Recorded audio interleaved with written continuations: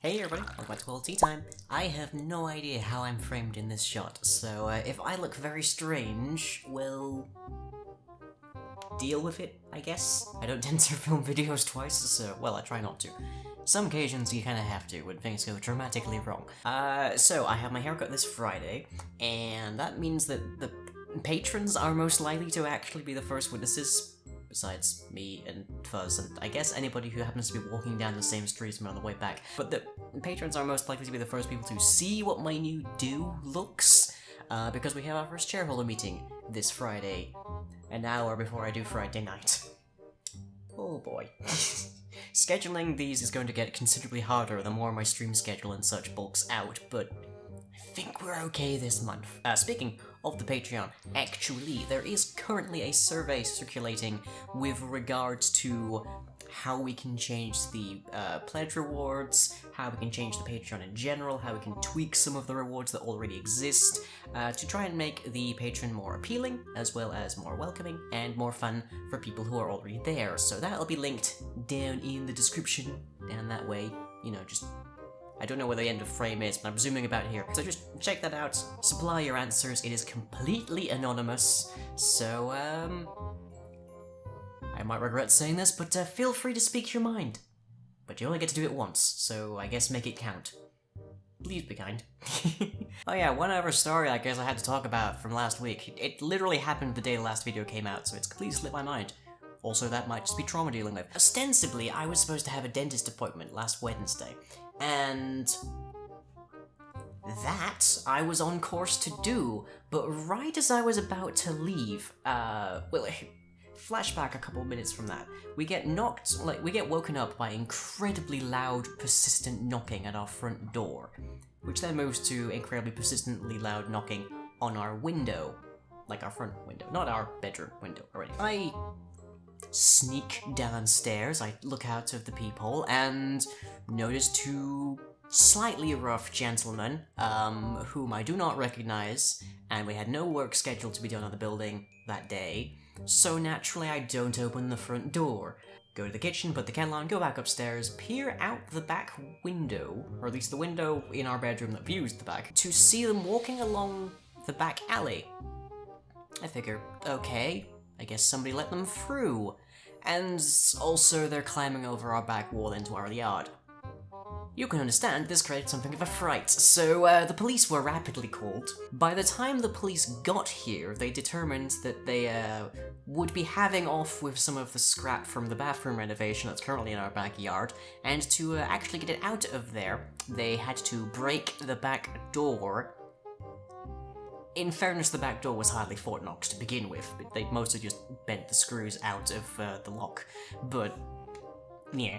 So they did that, the police got here, and they apparently were scrap merchants that had been directed to come here, and they grabbed a couple of pieces that we'd already put into the back lane, and then somehow observed the bath and decided to take that as well. Bearing in mind, by this point, they had very demonstrably not been given any kind of permission to enter our property.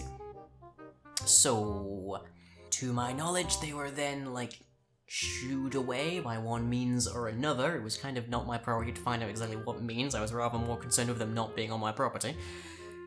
And then we went on our day, and I kind of had to reschedule the dentist appointment, because by that point I was definitely going to be late by quite a large margin. There's like a half hour or so train ride between here and where I get my teeth looked at and whatnot. So I had to do that next month as well. Would you believe I've actually had more trouble from arsonists than, like, burglars whilst I've lived here in Middlesbrough? Yeah, I've actually had people try to burn buildings down a lot more often than I've had people try to break into them. It's very strange.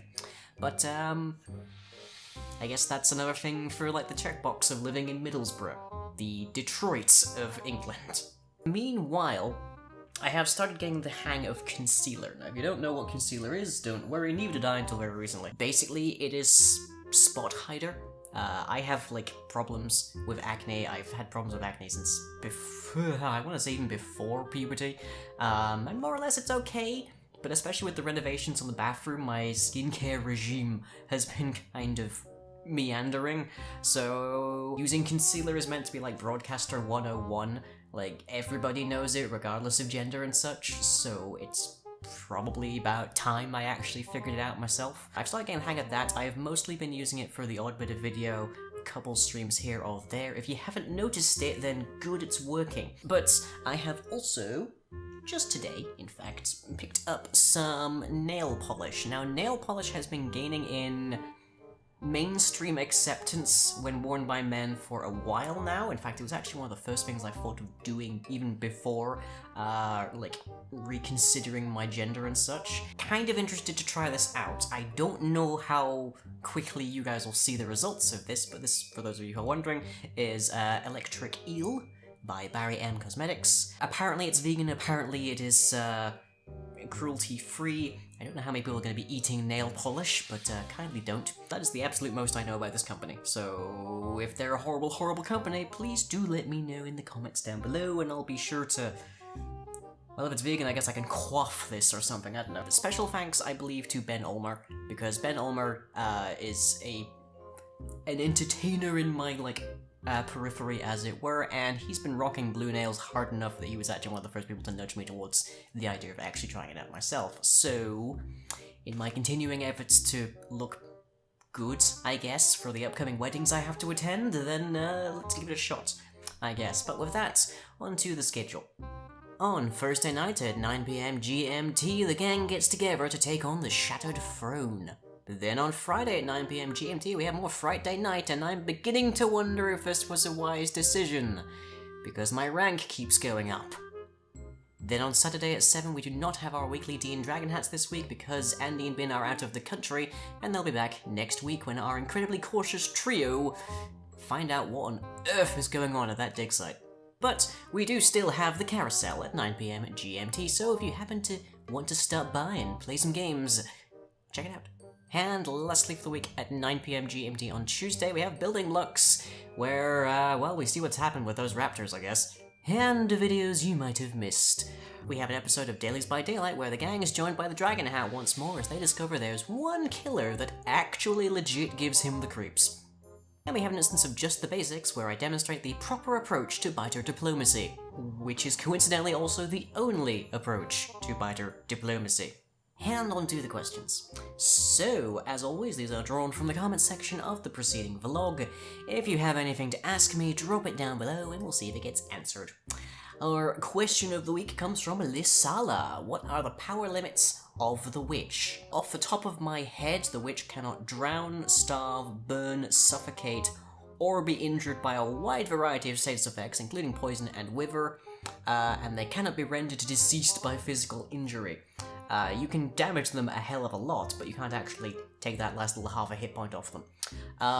However, many of these defenses are subject to the operation of the immortality engine in their well, which has a finite, albeit very, very large, stockpile of tag locks for the witch. So you could drop a nuclear device on them and they'd walk away, only maybe slightly more irritated. But if you dropped the entire nuclear arsenal of a couple planets on them, they'd eventually actually die.